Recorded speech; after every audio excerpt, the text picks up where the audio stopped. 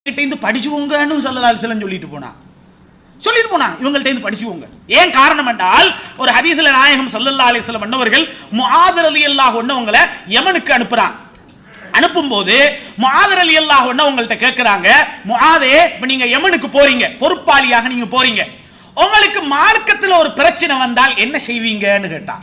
என்ன செய்வீங்க சொன்னார்கள் முஆத் ரலியல்லாஹு அன்ஹு, நாயகமே யா ரசூலல்லாஹ் எனக்கு ஒரு பிரச்சனை வந்தா குர்ஆன்ல இருந்து அந்த சட்டத்தை சொல்லுவேன்டா. இப்ப கவனிக்கணும், நல்லா கவனிக்கணும். குர்ஆன்ல இருந்து அந்த சட்டத்தை சொல்லுவேன்டா. ஃபஇல்லம் தஜிதுஹு, குர்ஆன்ல உனக்கு கிடைக்காட்டி அந்த பதில் உங்களோட ஹதீஸ்ல இருந்து நான் தேடி எடுப்பேன். ஹதீஸிலும் உனக்கு கிடைக்காட்டி, இதுல இருந்து நம்ம வழங்கிக் கொள்ள வேண்டிய விடயம் என்றால் குர்ஆனில் நேரடியாக ஹதீஸில் நேரடியாக சொல்லப்படாத நிறைய சட்டங்கள் இருக்குது என்றது அதில் இருந்து வழங்கிக்கொள்ளும். அதிலே கிடைக்காட்டி அந்த சஹாபி சொன்னார்கள், முஆத் ரலியல்லாஹு அன்ஹு அவர்கள் நான் இஜ்திஹாது பண்ணி சட்டம் சொல்லுவேன் என்றார்கள். இஜ்திஹாத் எல்லாம் பண்ணக்கூடாது, அடிச்சு போட்டுருவேன் அப்படின்னு நாயகம் ஸல்லல்லாஹு அலைஹி வஸல்லம் சொல்லல. அவருடைய நெஞ்சிலே ஸல்லல்லாஹு அலைஹி வஸல்லம் தன்னுடைய கையை வச்சு தட்டினார்கள். தட்டிவிட்டு சொன்னார்கள், அல்ஹம்துலில்லாஹி அல்லதி வஃபக ரசூல ரசூலில்லாஹ் லிமா யுர்லி ரசூலல்லாஹ், அல்லாஹ்வுடைய தூதரை பொருந்த வைக்கும் அளவுக்கு அல்லாஹ்வுடைய தூதரின் தூதருக்கு அல்லாஹ் அனுகூலம் புரிந்தானே அல்ஹம்துலில்லாஹ் என்றார்கள். நான் இப்ப அல்லாஹ்வுடைய தூதர், நான் அனுப்பக்கூடிய தூதர் இந்த முஆத் ரலியல்லாஹு அன்ஹு அவர்கள், அல்லாஹ் அவர்களுக்கு கொடுத்த அனுகூலம் அல்ஹம்துலில்லாஹ்னு துஆ செஞ்சான். இப்ப குர்ஆனுடைய பின்னால் வரக்கூடிய ஹதீஸ், இந்த ரெண்டிலிருந்து ஆராய்ச்சி செய்து சட்டம் எடுக்க நாயகம் ஸல்லல்லாஹு அலைஹி வஸல்லம் அனுமதி கொடுக்கிறார். அதைத்தான் நம்ம வழங்கிக் கொள்ளணும். நாயகம் ஸல்லல்லாஹு அலைஹி வஸல்லம் அனுமதி கொடுக்கிறார்கள். சரிங்க, அப்ப எல்லாரும் சேர்ந்து ஒண்டா வந்திருக்கலாமே, அப்படி ஒரு கேள்வி வரலாம்ல. ஷாஃபி இமாமும் அபூ ஹனீஃபா இமாமும் எல்லாம் சேர்ந்து ஒரே மதுஹப் ஆக்கியிருந்தா கரைச்சல் இல்லதானே? இதையும் நாயகம் ஸல்லல்லாஹு அலைஹி வஸல்லம் சொல்லிட்டு போனாங்க. ஸல்லல்லாஹு அலைஹி வஸல்லம் சொன்னார்கள், முஜ்தஹித் முத்லகன் நான் ஆரம்பத்தில் சொன்னேன். இந்த முஜ்தஹித் ஒரு ஆராய்ச்சி செய்கிறார். நல்லா கவனிக்கணும், புகாரியுடைய ஹதீஸ் இது. ஸல்லல்லாஹு அலைஹி வஸல்லம் சொன்னார்கள், அவர் ஆராய்ச்சி செய்கிறார். ஆராய்ச்சி செய்து அவர் செஞ்ச இஜ்திஹாத் சரியான லெவல்ல போய்த்து முடிஞ்ச அவருக்கு 2 கூலி என்றான். அவர் இஜ்திஹாத் பிழைச்சிட்டு அப்படின்னு சொன்னால் அவருக்கு 1 கூலி என்றாங்க. பாவம் இல்லை அவருக்கு. ஆராய்ச்சி செஞ்சாரு, ஆராய்ச்சியாளர் தகமை உள்ளவர், தகுதி உள்ளவர், ஆராய்ச்சி செஞ்சு அவர் பிழை கண்டார். ஆனாலும் அவருக்கு 1 கூலி இருக்கிறது. பாவம் என்று நாயகம் ஸல்லல்லாஹு அலைஹி வஸல்லம் சொல்லல. இப்ப ஷாஃபி இமாம் ஒரு ஆராய்ச்சி செய்றாங்க, ஷாஃபி இமாம் செஞ்சு ஒரு தீர்ப்பு எடுக்கிறாங்க, இமாம் அபூ ஹனீஃபா இமாம் ஒரு தீர்ப்பு எடுக்கிறாங்க, இமாம் மாலிக் இமாம் ஒரு தீர்ப்பு எடுக்கிறாங்கன்னு சொன்னால் இந்த நாளுமே சரியானதுதான்.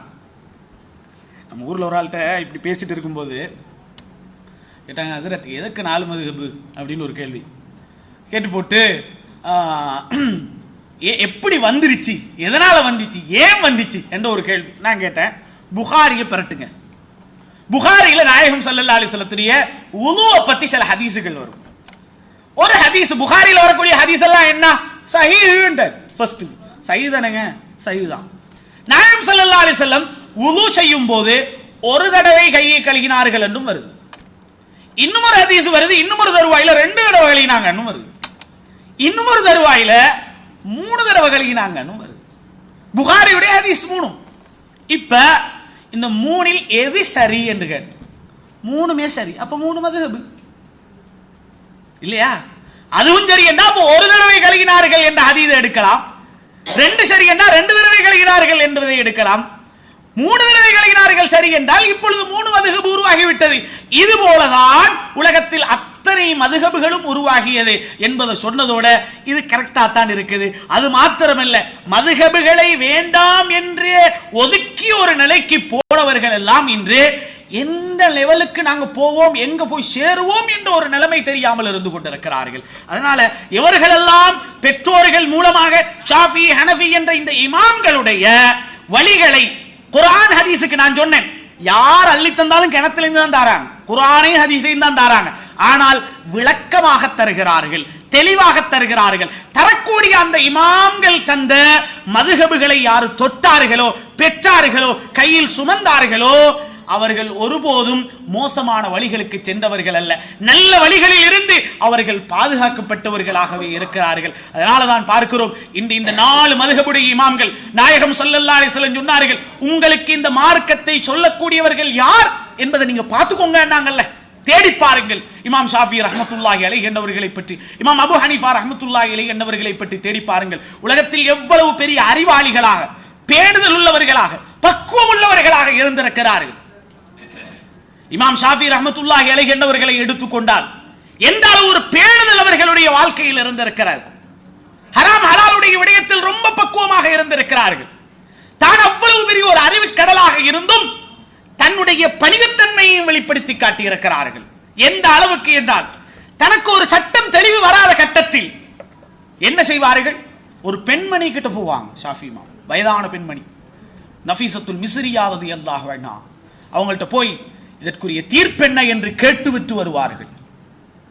ஷாஃபி இமாம் ரஹ்மத்துல்லாஹி அலைஹி அவர்கள், நான் எடுத்ததுதான் முடிவு என்று நிற்கவில்லை, அல்லாஹ்வுடைய மார்க்கம் என்னிடத்தில் ஒரு பொறுப்பாக பாரமாக தரப்பட்டிருக்கிறது என்று அஞ்சினார்கள் ஷாஃபி இமாம். எந்த அளவுக்கு என்றால், ஷாஃபி இமாம் உலகத்தில் பட்ட கஷ்டங்களை சொல்லும் போது அவர்கள் பாசூர் மூல நோயினால் பாதிக்கப்பட்டிருந்தார்கள். எந்த அளவுக்கு என்றால், அவர்கள் கிதாபு எழுதுவார்கள், தாங்கள் ஒரு சேரை போட்டு தான் எழுதுவாங்களாம். அந்த சேரில் ஒரு ஓட்டை போடப்பட்டிருக்கும், கீழே ஒரு வாளியை வச்சிருப்பாங்க, சொட்டு சொட்டாக ரத்தம் வடிந்து கொண்டிருக்கும். அதனால் தான் ஒரு அறிஞர் எழுதினார், உம்மு என்ற கிதாபு ஷாஃபி இமாமுடைய முக்கியமான கிதாப். உம்மு என்ற கிதாபிலே உள்ளே இருப்பது கருப்பு எழுத்துகளாக இருந்தாலும் அதன் பின்பக்கம் எல்லாம் ரத்தமாகவே காணப்பட்டது என்று எழுதுகிறார். எந்த அளவுக்கு அந்த உம்மு என்ற கிதாபை ஷாஃபி இமாம் எழுதி கொண்டிருக்கும் போது ஒரு அச்சம் வந்தது, ஒரு பயம் வந்தது. ஒருவேளை இந்த கிதாபை எழுதி முடிக்க முன்னால் எனக்கு மௌத்து வந்து விடுமோ என்று பயந்தார்கள். நேராக சென்றார்கள். தான் சந்தேகங்கள் வந்தாலும் தனக்கு ஒரு உஸ்தாது போல, ஆசிரியர் போல நினைக்கக்கூடிய நஃபீசத்துல் மிஸ்ரியா ரலியல்லாஹு அன்ஹா அவங்கள்ட்ட போய் கேட்டாங்க, நான் உம்மு என்ற கிதாபை எழுதி கொண்டிருக்கிறேன், எனக்கு ஒரு அச்சம் வருகிறது, நான் அதுக்கு முன்னால மௌத்தாகிருவேனோ என்று பயப்படுகிறேன் என்றார்கள். தைரியமாக எழுதுங்கள், எழுதி முடிக்கும் வரை உங்களுக்கு மௌத்து வராதுண்டா. அந்த நஃபீசத்துல் மிஸ்ரியா ரலியல்லாஹு அன்ஹா அவர்கள் சொன்ன வார்த்தையை இமாம் ஷாஃபி இமாம் காதிலே வாங்கி உம்மு என்ற கிதாபை எழுதி நமக்கு தந்துவிட்டு கண்ணை மூடுகிறார்கள். இன்று மலேசியாவுடைய இந்த மண்டபம் அந்த இமாம் ஷாஃபி ரஹ்மத்துல்லாஹி அலைஹி அன்னவர்களை ஞாபகப்படுத்தி கொண்டிருக்கிறது. உலகத்தில் அந்த ஷாஃபி இமாமுடைய மதுகபை எடுத்து நடந்தவர்களை தேடி பாருங்கள், எத்தனை பேர்கள். இமாம் ஜலாலுத்தீன் சுயூத்தி ஒருவர் போதும் ரலியல்லாஹு அன்ஹு. ஜலாலுத்தீன் சுயூத்தி ரஹ்மத்துல்லாஹி அலைஹி யாரு தெரியுமா? 22 வயதுடையவராக இருக்கும் போது அவருக்கு ஒரு கட்டத்தில் ஒரு சட்ட பிரச்சனை ஏற்படுகிறது. எல்லாரும் அவர்கிட்ட வந்து சொல்ல ஆரம்பிச்சாங்களாம், நீங்களும் ஒரு மதுஹப உருவாக்கக்கூடிய டேலண்ட் உங்கள்கிட்ட இருக்குது, நீங்க ஒரு மதுஹப உருவாக்குங்க. இவர்களுக்கு ஒரு நாள் ஒரு சட்ட பிரச்சனை ஏற்பட்டது. தேடினார்கள், அங்கிங்கு புரட்டி பார்த்தார்கள், ஒன்றுமே கிடைக்கவில்லை. கடைசியாக தன்னுடைய இமாமாகிய ஷாஃபி இமாமுடைய தீர்ப்பை தான் சட்டமாக எடுத்தார்கள். திரும்ப அந்த கூட்டம் வந்தாங்க, வந்து கேட்டாங்க, ஏங்க உங்களுக்கு ஒரு மதுஹப உருவாக்கலாமே. கேட்கும்போது சொன்னாங்க, முஜ்தஹிதுகள் 4 பேர், 4 தரம், முஜ்தஹிதுல் முத்லக், முஜ்தஹிதுல் முன்தசிப், முஜ்தஹிதுல் மத்ஹப், முஜ்தஹிதுல் ஃபத்வா வ தர்ஜீஹ். இந்த 4வது லெவல்ல கூட நான் இல்லையா. எல்லாரும் என்ன நினைச்சாங்க, இவருக்கு ஒரு மதுஹப உருவாக்குற டேலண்ட் இருக்குது நினைச்சவரு எனக்கு ஒண்ணுமே இல்லைன்ட்டாங்க. இன்னைக்கு மதரசாக்களில் உலமாக்கள் படிக்கக்கூடிய தஃப்சீர் குர்ஆனுடைய விரிவுரைகள்ல எல்லா மதரசாக்களையும் ஃபர்ஸ்ட் எடுக்கிறது தஃப்சீருல் ஜலாலைன். ஜலாலைன் என்ற 2 ஜலாலுகள் எழுதினாங்க. ஜலாலுத்தீன் மஹல்லி, ஜலாலுத்தீன் சுயூத்தி ரஹ்மஹுல்லாஹ் 2 பேர் தான் எழுதினாங்க. ஜலாலுத்தீன் மஹல்லி இமாம் அதை எழுதி அரவாசி விளக்கம் எழுதும் போது மூத்தா போயிட்டாங்க. கவனிக்கணும், அரவாசி எழுதும் போது மூத்தா போயிட்டாங்க. இப்ப குர்ஆனுடைய இன்னும் அரவாசிக்கு அப்படியே எழுத வேண்டி இருக்குது. ஜலாலுத்தீன் சுயூத்தி ரஹ்மத்துல்லாஹுடைய கையில குர்ஆனுடைய அரவாசி கொடுக்கப்படுகிறது, நீங்க விளக்கம் எழுதுங்க. ரமலான் 1 கிடைச்சது, ஷவ்வால் பர 10 எழுதி முடிச்சாங்க. வெறும் 40 நாட்கள். வயது 22. வயது 22. யோசிச்சு பார்க்கணும். அவங்களே எனக்கு குர்ஆனில் இருந்து நேரடியாக சட்டம் எடுக்க தெரியாது, ஹதீஸில் இருந்து நேரடியாக சட்டம் எடுக்க தெரியாது என்று ஒரு மதுஹபை பின்பற்றாங்கன்னா நாங்க நீங்களே என்னங்க? நாம் நன்றாக விளங்கிக் கொள்ள வேண்டும். நாம் பின்பற்றக்கூடிய இமாம்கள் குர்ஆனையும் ஹதீஸையும் பக்குவமாக பேணுதலாக நமக்கு சொல்லி தந்திருக்கிறார்கள். பேணுதலான மதுஹப், பக்குவமான மதுஹப். இமாம் அபு ஹனீஃபா ரஹ்மத்துல்லாஹி அவ்வாறுதான். இமாம் அஹ்மத் இப்னு ஹம்பல் ரஹ்மத்துல்லாஹி அவ்வாறுதான். இமாம் அஹ்மத் இப்னு ஹம்பல் ரஹ்மத்துல்லாஹிக்கு எத்தனை ஹதீஸ் பாடம்? ஒரு ரிவாயத்தின்படி 10 லட்சம், ஒரு ரிவாயத்தின்படி 7 லட்சம் ஹதீஸ் மனப்பாடம். 7 லட்சம், 1 2 அல்ல. எங்கள்கிட்ட 7 லட்சம் ஹதீஸே இல்லைங்க. புகாரில் 5000 லட்சம், அங்கலிங்களை தேடி பார்த்தா கொஞ்சம் தான் இருக்குது. அது கூட 1 லட்சத்துக்கு அடையலைங்க. அவங்களுக்கு பாடமான ஹதீஸுகளே 7 லட்சம். இமாம் அஹ்மத் இப்னு ஹம்பல் ரஹ்மத்துல்லாஹிக்கு. அந்த மனிதர் சொல்லுகிறார், எனக்கு ஹதீஸிலிருந்து குர்ஆனிலிருந்து நேரடியாக சட்டம் எடுக்க தெரியாது. நேரடியாக சட்டம் எடுக்க தெரியாது. அஜமி அல்ல, அரபு தெரியாதவர் அல்ல, அரபில் பண்டிதர், அறிவாளி, தெரியாது சொல்லுகிறார்கள். இமாம் ஷாஃபி ரஹ்மத்துல்லாஹ் எனக்கு சொல்லி தந்ததுக்கு அப்புறம் தான் எனக்கு தெரியும் என்றான். இமாம் அஹ்மத் இப்னு ஹம்பல் ரஹ்மத்துல்லாஹ் சொல்லக்கூடிய வார்த்தை. உலகத்தில் எவ்வளவு பேணுதலாக பக்குவமாக இருந்தாங்க தெரியுமா? ஹராமண்டா ரொம்ப பேணுதல். ஒரு செய்தி, இமாம் அஹ்மத் ரஹ்மத்துல்லாஹ் பத்தி மிர்காத்தில் எழுதுறாங்க.